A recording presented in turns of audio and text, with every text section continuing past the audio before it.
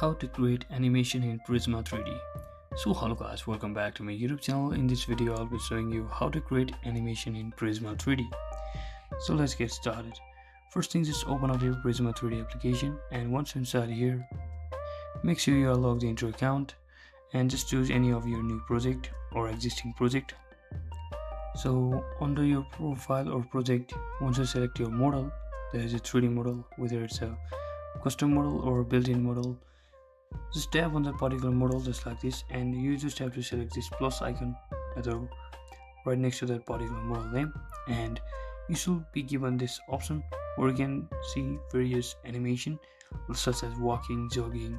You can even download other currently not available animations such as skip, run, sidewalk, and you can also download some other animation, but they might be requiring pro version membership, so make sure to choose accordingly. So in this case I'll simply start the jogging one and simply play it, and just like that, as you can see, my model will start jogging just like that.